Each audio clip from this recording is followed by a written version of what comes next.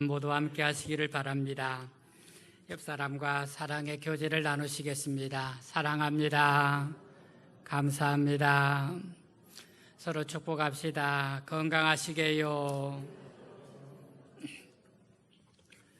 오늘은 추수감사절입니다. 감사절에 베푸시는 주님의 은혜가 우리 모든 성도님들의 마음을 기쁨으로 충만하게 하시기를 주의 이름으로 축복합니다. 추수한 농부의 마음의 기쁨을 우리 모두가 다 나눌 수 있기를 바랍니다. 사실 저는 추수를 별로 안 해봐서 그 기쁨을 실감하지는 못합니다. 여러분께서 조금 나눠주시기를 바랍니다. 제가 11월 한 달을 인생의 즐거움이란 제목으로 말씀을 나누고자 생각했습니다. 첫째 주는 먹는 기쁨을, 그리고 둘째 주는 일하는 기쁨을, 그리고 오늘 추수감사절에는 베푸는 기쁨을 감사절 말씀과 함께 나누고자 합니다.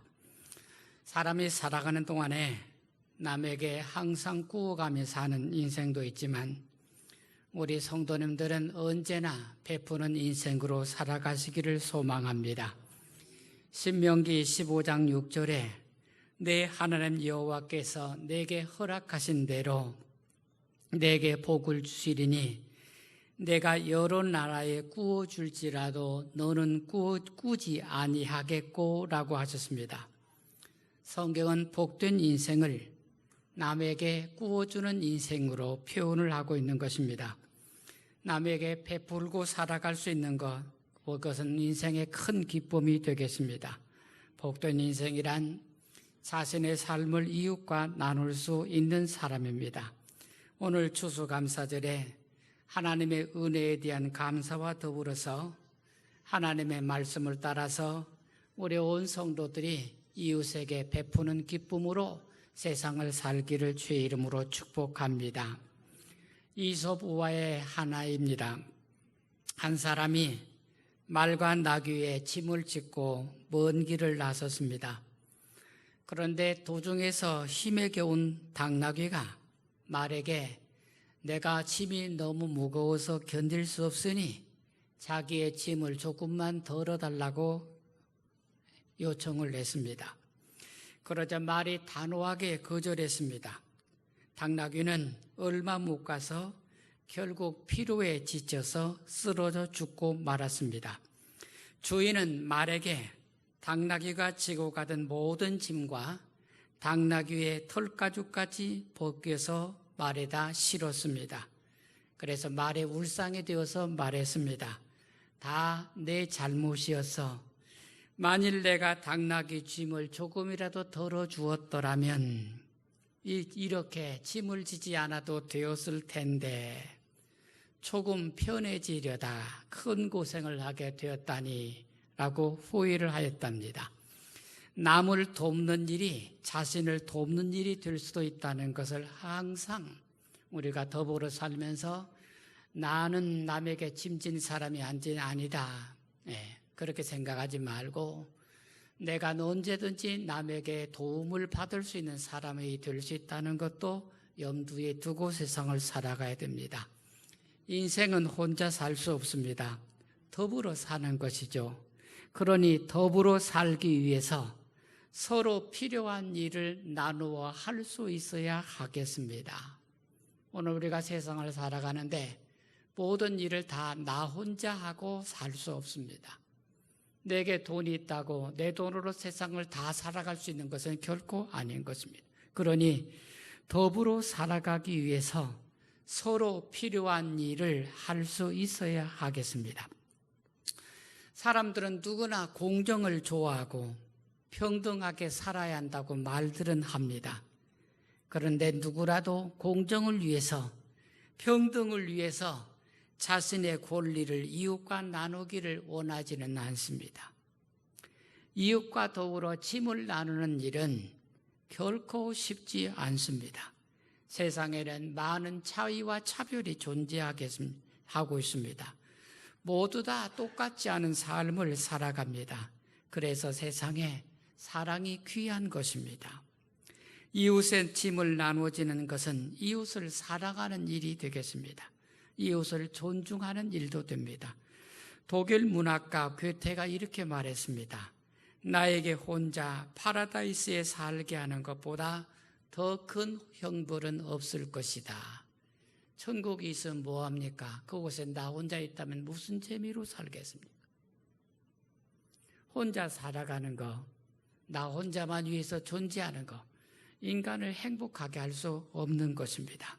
그래서 여러분, 이웃을 소중히 여길 줄 알고 사람 귀한 줄 알아야 됩니다. 그런 마음을 가질 때 우리는 나누고 베푸는 일에 인색하지 않을 수 있게 되는 것입니다. 오늘 레위기의 말씀입니다. 여러분 한 번 더 읽어보시겠습니다. 레위기 19장 9절부터 10절 말씀 한 번 더 읽으시겠습니다. 너희가 너희의 땅에서 곡식을 거둘 때에 너는 밭 모퉁이까지 다 거두지 말고 내 떨어진 이삭도 줍지 말며 내 포도원의 열매를 다 따지 말며 내 포도원에 떨어진 열매도 줍지 말고 가난한 사람과 거류민을 위하여 버려두라. 나는 너희의 하나님 여호와이니라. 1년 농사를 지어서 추수를 하게 되었습니다. 농부가 자기 밭에서 추수를 하는데 하나님께서는 레위기의 추수의 원리를 정해 놓으셨습니다. 곡식을 추수할 때에 밭 모퉁이까지 다 거두지 말라. 떨어진 이삭도 줍지 말라. 포도원의 열매를 다 따지 말라. 떨어진 열매를 줍지 말라. 그것은 가난한 사람과 거류민들을 위하여 남겨두어라. 이게 법입니다. 이 말씀은 우리에게 삶을 가르쳐 주시는 것입니다. 일종의 사회적 약자에 대한 배려를, 보호를 말씀하신 것입니다. 하나님께서는 이렇게 말씀하실 수도 있으셨을 것입니다. 내가 추수한 것 중에 얼마만큼은 가난한 사람들 몫으로 남겨내어 놓아라. 추수를 다 해가지고 그것 중에서 거둔 것을 얼마만큼은 우리가 11조로 하는 것처럼 얼마만큼은 가난한 사람들 몫으로 떼어 놓아라. 하나님께서 이렇게 말씀하실 수도 있으셨다는 것입니다. 그런데 이 말씀은 그렇지 않습니다.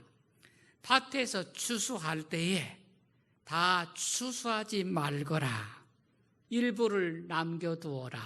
밭 모퉁이를 남겨두려고 했는데 여러분 밭 모퉁이가 밭이요. 우리처럼 반듯한 밭도 있지만요. 이스라엘의 밭들은 그런 밭들이 별로 많지 않았습니다. 비틀비틀그러죠. 그래서 가다가 한 모퉁이 가장자리 이런 부분들은 일부러 남겨두라는 것입니다. 이삭도 줍지 말라고 했습니다. 땅이 없는 사람은 추수의 기쁨을 누릴 수가 없습니다. 하나님의 말씀은 땅이 없는 사람이라도 추수하는 노동과 기쁨을 같이 누리도록 배려하시라는 말씀입니다. 땅이 없어서 추수할 수 없는 사람에게 그도 똑같이 땅을 가진 사람처럼 추수하는 기쁨을 갖도록 땅의 한 부분을 남겨둬라. 농사 짓는 부분의 한 부분을 남겨두라는 것입니다. 누군가에게 베풀 때는 그 사람에 맞춰서 생각하고 베풀어야 한다는 뜻을 담고 있습니다. 여러분, 우리가 흔히 베풀 때요, 다음에 다른 사람들의 자존심을 상하게 할 경우가 있습니다. 베푸는 것이요, 여러분, 베푸는 게 좋은 일이지만 베품을 받는 사람들이 오히려 자존심 상하게 그렇게 느낄 수가 있다는 것입니다. 하나님께서 하신 말씀은 누군가에게 베푼다는 것이 일방적으로 주는 것이 아닌 그런 배려를 하도록 가르치시는 것입니다. 일방적으로 주고 끝내요. 그런 게 아니라 함께 더불어 살아가는 삶을 가르치도록 밭 없는 사람에게 땅의 한 부분을 남겨두어서 그 스스로 와서 일하고 살아가면서 삶을 같이 공유하도록 가르치시는 것입니다. 땅이 없는 사람도 같이 추수하는 기쁨을 갖도록 하나님은 성도들이 사람들을 그렇게 배려하는 삶을 살도록 말씀하신 것입니다. 세상은 더불어 사는 것입니다. 사회가 발전할수록 인간의 이기심이 더욱 커집니다. 사람이 재물에 성장하면 반대로 잃어버리는 것이 있습니다. 부자가 되는 만큼 사람도 커지면 오직 좋겠습니까? 재물이 늘어나는 것만큼 그 인격도 늘어나면 얼마나 좋겠습니까?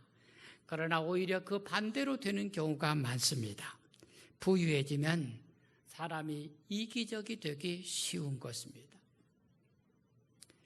가진 것을 지키려는 마음이 커지기 때문입니다. 그래서 항상 재물을 가지게 되면 스스로 자신을 경계하는 것이 필요합니다. 중국 남조의 역사서인 남사라는 책이 있습니다.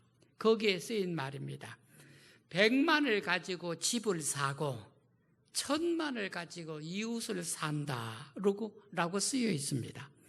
자신을 위해서 쓰는 것보다 더 많은 부분을 남을 위해서, 이웃을 위해서 사용해야 한다는 의미입니다.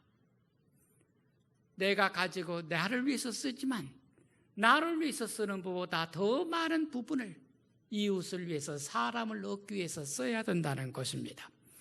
서양 사람들이 부유한 사람들의 도덕적 의무감을 강조하는 말이 있습니다. 우리가 잘 아는 노블리스 오블리제라는 말입니다. 이 말은 프랑스어입니다. 그 뜻은 귀족은 의무를 갖는다라는 뜻입니다. 노블리스 오블리제, 귀족은 의무를 갖는다는 것입니다. 보통 부와 권력과 명성을 가진 사람은 사회에 대한 책임감을 느껴야 한다는 것입니다. 그래서 이 노블리스 오블리주는 사회 지도층에게 사회에 대한 책임이나 국민에 대한 의무를 모범적으로 실천하는 높은 도덕성을 요구하는 말이 되겠습니다. 그런데 세상에 그렇지 않잖아요. 가진 사람들이 이 의무를 행하지 않을 때 노블리스 오블리제는 가진 사람들, 부유한 사람들이 자신의 책무를 다하지 않을 때 그것을 비판하는 비판적인 단어로 쓰이는 말이 노블리스 오블리제라는 말이 되겠습니다. 더불어 사는 사회를 이루기 위해서는 함께 살고자 하는 노력을 해야 합니다. 그래서 함께 나누고 베푸는 것을 기쁨으로 삼는 마음이 있어야 됩니다. 주는 것을 기뻐해야 돼요. 그게 인격적으로 성숙해야 된다는 것입니다. 남에게 베푸는 것을 더 좋아할 줄 알고, 내가 돈 버는 것보다 남에게 주는 것을 더 기뻐할 줄 알고, 인격적인 성숙이 우리의 삶에 더 중요한 과제라 하겠습니다. 우리나라 역사에도 보석 같은 집안이 있습니다. 자주 인용되는 경주 최고자집 이야기입니다. 이 가문의 대대로 내려온 정신은 그 가문으로서 세상에 전해지고 있습니다. 이 집안이 지금은 세상에서 말하는 부자는 아닙니다. 그들의 전 재산을 이미 대학에 다 기증하였기 때문에 지금은 보통 평범한 가문이 되어 있습니다. 하지만 이 가문이 우리 정신에 기여한 것은 결코 작지 않습니다. 경주 최부잣집 가훈입니다. 첫째, 과거를 보되 진사 이상은 하지 말라. 공부는 하되 정치에 관여하지 말라는 것입니다. 둘째, 재산은 만석 이상 모으지 말라. 재산을 무한정 지나치게 늘리지 말라는 것입니다. 셋째, 흉년에는 재산을 늘리지 말라. 사람들이 어려울 때 돈 버는 사람들이 있어요. 남의 어려움을 이용해서 돈 버는 사람들이 있는데 그것을 이용하지 말라는 것입니다. 남의 어려움을 이용해서 돈 버는 일을 하지 말라는 것입니다. 넷째, 과객을 후하게 대접하라. 나그네 이웃을 다 잘 대접하라는 것입니다. 다섯째, 사방백리 안에 굶어 죽는 사람이 없게 하라. 자기가 살아가는 지역의 사방백리 안에 굶어 죽는 사람이 없게 하라. 이웃에 대한 책임을 강조하는 것입니다.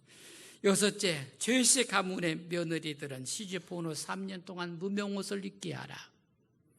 검소와 절약을 몸에 익히게 하라는 것입니다.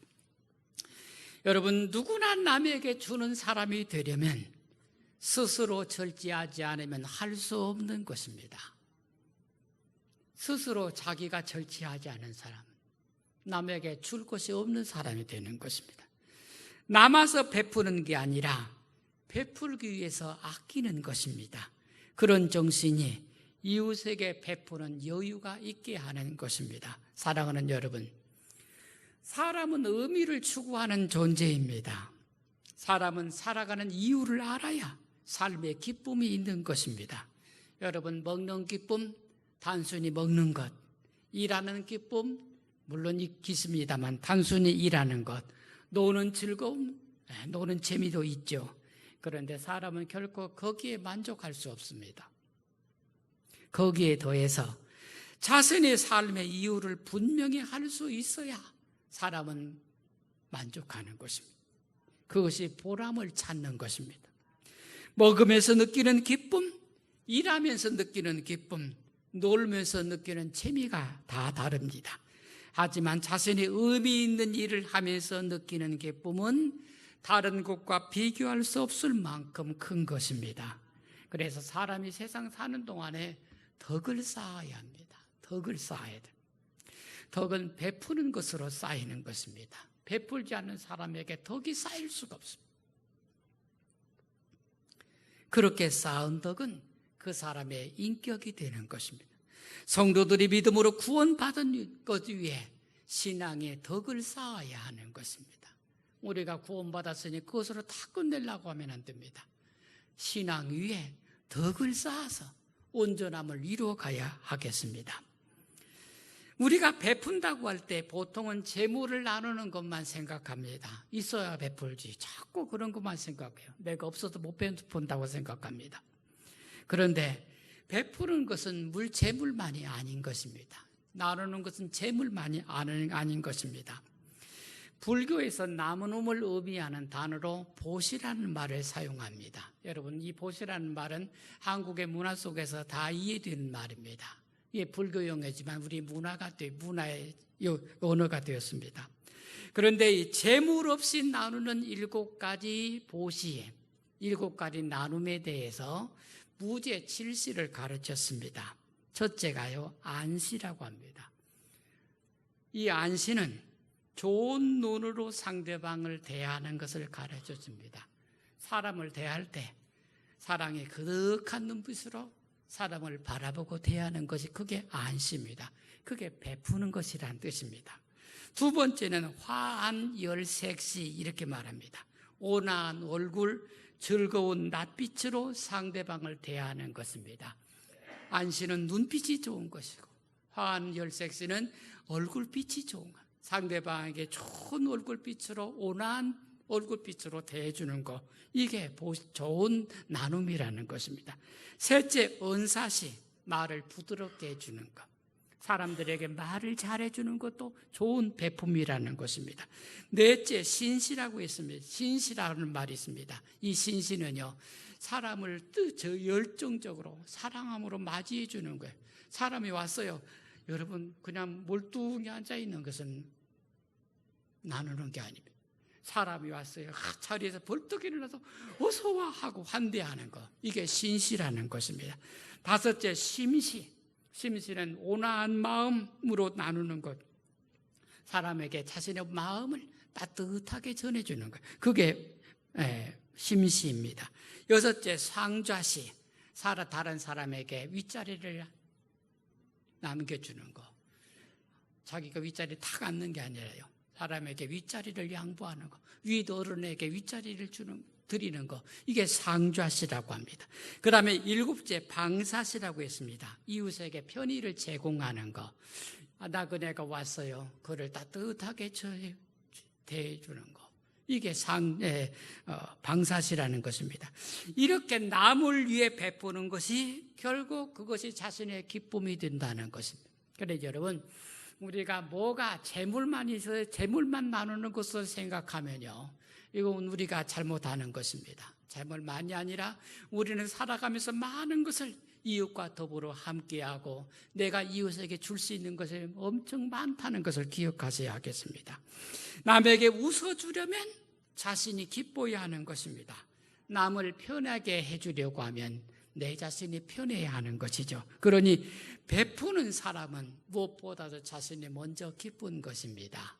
우리 한사교회 성도님들이 이 베푸는 기쁨이 있기를 주의 이름으로 축복합니다. 사랑하는 여러분, 추수감사절의 하나님의 뜻은 이웃과 더불어서 감사절을 지키라는 것입니다. 추수감사절에는 예의가 없어요. 모든 사람이 함께 지키라고 가르치고 있습니다.